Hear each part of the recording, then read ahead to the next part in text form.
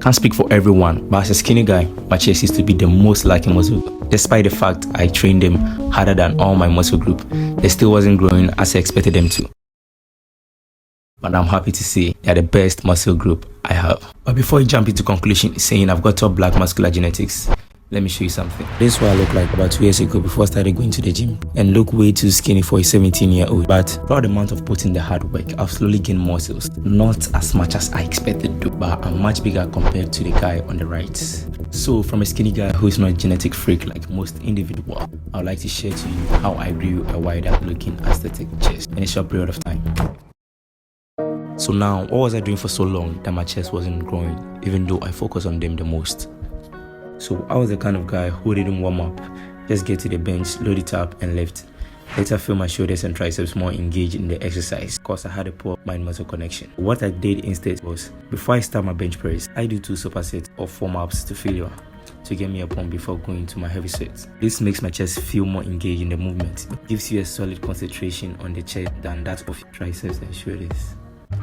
Number 2. Controlling my eccentric. So I started seeing massive gains when I prioritized controlling my eccentric. Though for so long I used to focus on my concentric as pushing the weights up and ignoring the eccentric parts, just dropping them down my chest. So during the eccentric phase of the movement, the chest is mostly stretched, which results in increased muscle activation, in turn can lead to greater muscle growth and strength, which also reduces the risk of injury.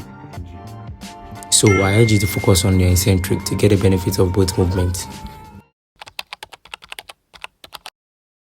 The flat bench press, it's obvious since that's the only thing I can work with, and it's clearly the most popular chest exercise for a reason. I mean, you can easily add weight to progressive overload, leading to improved strength and muscle mass. But the problem with the flat bench press is it's mostly targeting the mid-lower part of the chest. Despite the fact they are the bigger part of the chest, neglecting the upper chest makes your chest look like a falling breast, which I see most people having. Trust me, you don't want that. I fixed this by turning my flat bench press to an incline with some tweaks. A good incline bench should be about 30 to 45 degrees, but mine looks close enough. Yep. Now, a well-developed upper chest makes the chest look more fuller and pops out, and it makes your chest more aesthetically pleasing. You can also do the decline push-ups to hit your upper chest if you don't have any equipment.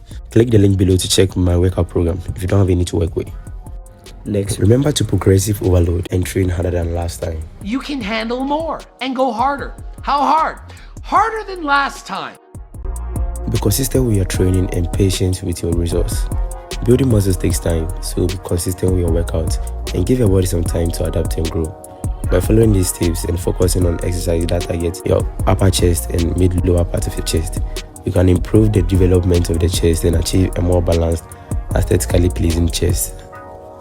And now, that's how I grew a wider chest faster as a skinny guy. Now, research I made shows subscribing to my channel will make you grow muscles faster than taking creatine. If you agree with me, hit the subscribe button. If you don't, hit the like button. Thanks for watching.